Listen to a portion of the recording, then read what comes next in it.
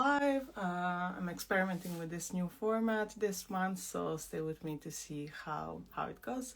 Today, I wanted to talk to you a little bit about the importance of doing personal passion projects for your animation career, and I wanted to share how every time I did them, it literally changed my life for 180 degrees, and how it can change yours as well. So just to give a little bit of background, I was 10 years in animation industry and I'm out now, even though I'm not doing any more animation passion projects and animation client work. I want to share the impact they had every time I did a personal shot or a personal project outside of my 9 to 5, and the effect it had on my life, and how it all trickled down to today. So somewhere in 2018, I was still working for a studio here in Serbia, visual effects studio, and at the time the visual effects scene in Serbia wasn't as big as it was now, and I was working as a journalist, rigger, and an animator, and I was desperately wanting for a studio to land a project where I could specialize in creature, where I could do more creature work. So I was always anticipating and waiting for a studio to get me a project for me to showcase my skills. And because that was kind of the mindset artists had at the time, that you need to wait for the project to arrive in order for you to have your hero shot in your demo reel and so on. Now, at that point, I was already 2 or 3 years in the industry, and I decided it's enough of waiting. I'm gonna do my own shot, and I did. Some of you may remember I did a shot of cat animation that landed me later a job in MPC, and that shot of a cat creature animation I did. When I posted it at the time at 2019, it had something like 250,000 views on LinkedIn, and it got me something like 20 job offers. It was insane. And I had so many opportunities to choose from, and at the end I picked MPC. And why I'm mentioning all this, because I changed my mindset from waiting on others and waiting on studios and waiting on client projects to give me the opportunity for me to do something. So that's when I cut the crap and I decided, okay, I'm gonna do this on my own. And if a great studio project comes along, that's great. But I'm doing my own thing, and everything else from a studio side is a bonus. So basically, when I did that first passion project, it literally changed my life for 180 degrees, because I could move to London, UK, and work there, and I was in a much better financial situation, so I could plan better for the future, and I had a lot more opportunities. And when I was in London, that kind of compounded, because I was surrounded with so many amazing artists and animators there, and we were contemplating the idea, okay, we are now all working in creature movies and creature shots. We are all specializing in super high realistic creature animation, but what about character? Nobody has character animation in our demo reels. And at the time I had some character animation, but I didn't have like a really strong acting piece, performance piece, something where a potential studio could really see not only my sensibilities as an animator and skills, but also I wanted them to see how determined I was and how eager I was to do something outside of my regular 9 to 5 job. So that's when I did my second personal shot, and it was a DMV lady, and I took an audio from a TV series, Everybody Loves Raymond, and I basically animated, 15-20 seconds clip, and that was like I took a rig from Anim Squad, I believe, that completely transformed it, and I did a goofy character piece, and that took off really well as well, and that got me a job in Steamroller later on. And again, it wasn't my demo reel that got me that job. And at that time in my career, I realized I don't even need a demo reel. I can only do my personal project and my personal shit, and that will catapult me wherever I want to go. So I have to stop relying on studios and clients for perfect projects, for perfect XYZ. I'm just going to do my own thing. And that again proved to be right, because it got me that amazing job at Steamroller. And at that point, I got a job, and then pretty soon I got promoted into a lead animator. And at that point, I was thinking, okay, everything I did so far in my career, I got there because I was always planning for the next step. In terms of, I was comfortable and cushy where I am right now, but is that going to be the case in 5 years? Is the skills and demo reel I have right now, are they going to be enough in like 5 years? That's going to be enough to land me my next dream job. So I was always being proactive and doing something today that will impact the next 2 or 3 years in my career. So when I landed that job in Steamroller, I immediately started to think about, what can I do to propel my career in the next 3 or 4 or 5 years? Because I didn't want to wait for them to promote me into a lead, to promote me into a supervisor or animation director or anything. I didn't want external factors to determine how my career will gonna go.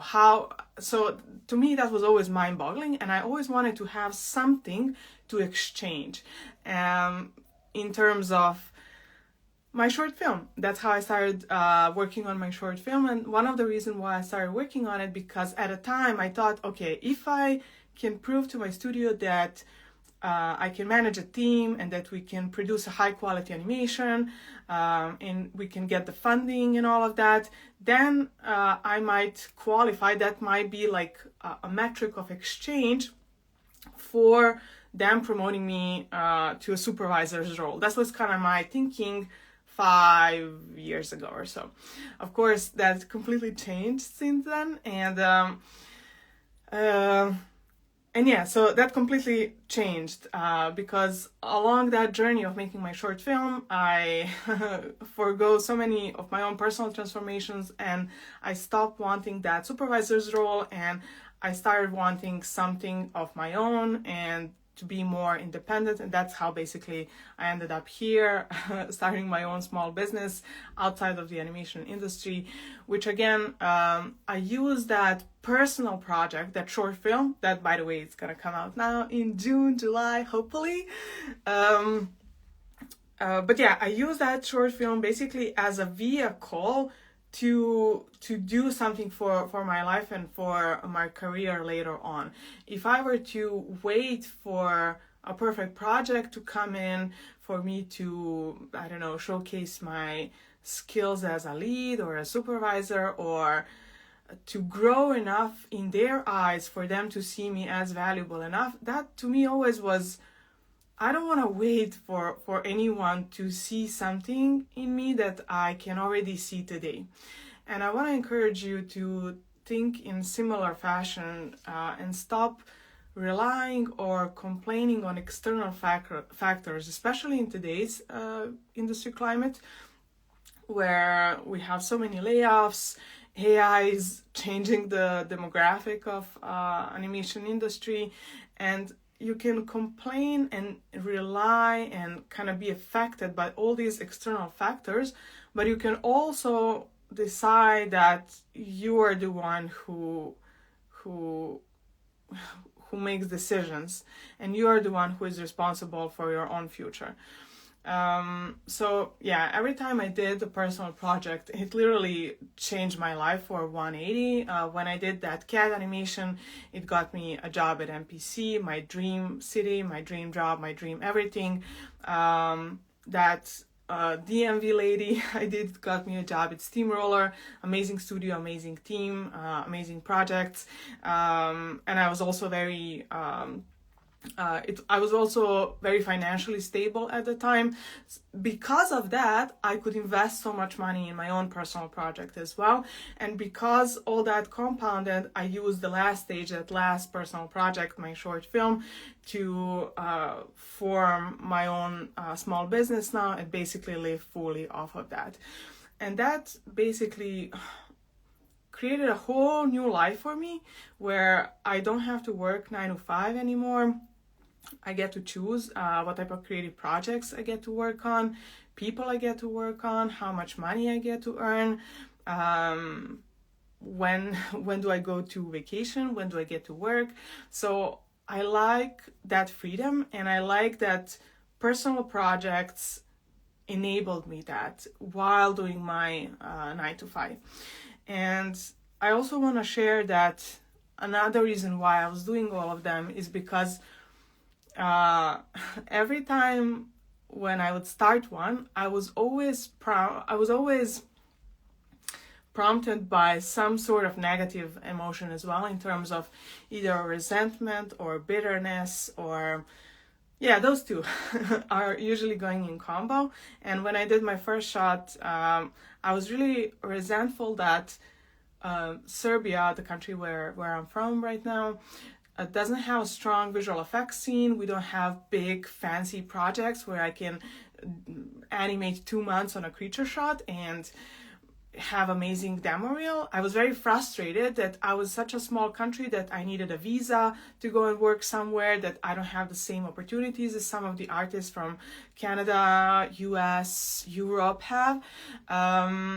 And it was always that bitterness that were always kind of growing inside of me and eating me inside. And if I didn't direct that energy into the passion projects, it would have eaten me alive. And I would become a really bad person to be around, not just for my team and coworkers, but also for my family, my friends, and everyone who would come into relationship with me. And it's what I see, especially in some artists. I'll just not go over too much. Okay. Especially what I see in some artists who are longer in the industry, and when I see them in that state, bitter, angry, resentful, always grumpy, always complaining. So you probably all have a coworker like that, and to me, it's always a sign they didn't do their thing. They let that negative energy compound and eat them alive instead of directing it into something creative, into something that calls them to do. And I want you to really not allow for yourself for that to happen, but to actually take responsibility and take courage to do passion projects beside your 9 to 5 job, because those are the things that are going to catapult your career and completely transform your life if you go full force on them. That was kind of the short little video I wanted to record, or live I wanted to record today, and share what were some of my thoughts on doing personal passion projects and how they're extremely beneficial and valuable. So do you have any freelance? What do you mean? What do you mean, do you have any freelance? I'm not doing any freelance work right now. I'm completely out of animation industry. So I'm not doing any more animation work. So maybe I'll change my mind and maybe I'll come back to it at some point. But right now, I don't feel the calling for it to do it anymore. And I feel the calling to do something else. And it's also one of the things, so when we notice these phases in our creative careers, for example, for, like I said, almost 10 years, I was extremely obsessed with creature animation, character animation, troubleshooting all sorts of technicalities in Maya, and trying to get to the bottom of that. But at some point, it's I kind of fulfilled my my desire for knowledge in that area, and completely another bucket opened up that was content creation, that to me still is a complete art form in itself. And it was a huge contrast compared to animation, because I was really dying inside a little bit, because again, that frustration began to rise, because I was so sick of so many noodling, so many reviews, so many notes, so many pixel fucking, so many constraints and restraints, and not just from some of our clients' work, but also from my own personal project, because it was taking so long. Animation takes so long. Like our short film is like minute and a half, and I was doing that for 5 freaking years. So 2 years of it, I was doing blocking, layout, all of that, preparing for my animators to come. And then after that, I was doing full-time animation on some of the shots. I was doing 2D drawovers for other animators. I was supervising. So it was like, oh god damn it, it's like minute and a half. Why is so hard? And content creation really opened up a whole new world for me, because it's still an art form in itself, because it requires you to know how to write, how to do a little bit of design, graphic design, how to do editing, good storytelling in a really short micro content, and iterate really fast. And when I saw that world of iterating really fast and really creatively expressing yourself, I could exhale.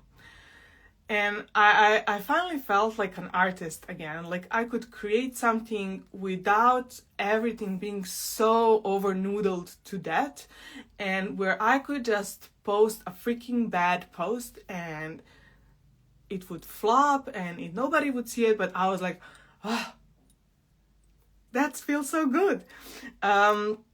So again, it's a passion project on its own, if you want to look at it that way. But yeah, the whole point with this is to kind of respect your cycles, and what are you most interested in, and then follow that, but also never forget that you are the one who is going to direct your career by doing those passion projects, and by taking responsibility for it. Let me see if there was some other questions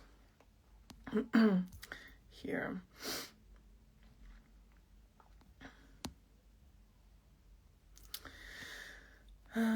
What about gameplay animation?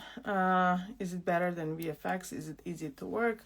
I think that's a wrong question to ask. And I see a lot of artists who are asking me, should I focus on a studio work, or should I do social media, or should I do freelance, or should I do this or that?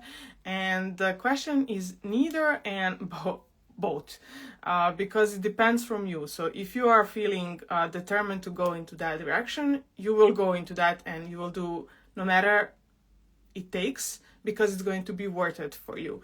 But if you go into direction of, I don't know, game animation, but you are actually being called to do, I don't know, freelance work in, I don't know, TV ads, and do some social media on the side, then your energy will be much more spent there, because you're gonna have the drive for it to suffer through to the hardships of that journey. So I would definitely go into direction where you feel the most driven, not what feels the best. So, yep. And they say AI will take over the animation industry with all that pixel fucking that happens every day. So I'm gonna do a separate live on the current state on the industry, because I want to wrap this now. But just to quickly say something about this, and that is, even though AI is slowly entering more and more into the animation industry, I don't think the quality is going to completely disappear, and the big studios will go out of work. And I don't think that's going to happen.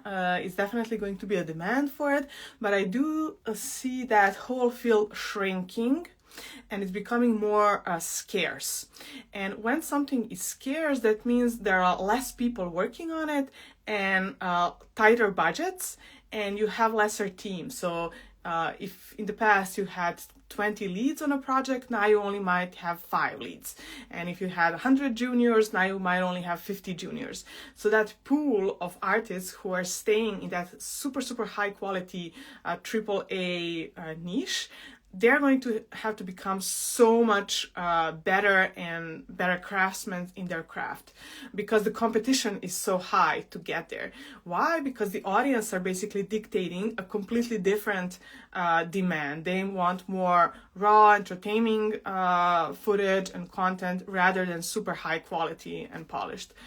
So I think there's definitely room for both. Depends where do you want to go, because I know a lot of animators and artists, they do like to be a little bit more free in their creation or in their animation and use it for a different audience, for a different medium, for different clients, instead of just going through the studio ladder. So it really depends. You can definitely do a mix of both.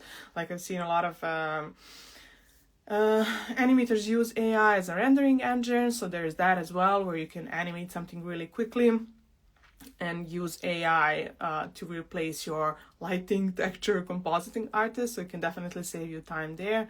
And yeah, it's here to stay. So we'll see how will people best utilize it for their career. So that was kind of it, what I wanted to talk about today, and I'll see you in another video. No, so next live is going to be about how to find animation clients on social media, because that's something you guys asked for on my Instagram stories, so stay tuned for that. I'll see you. Bye.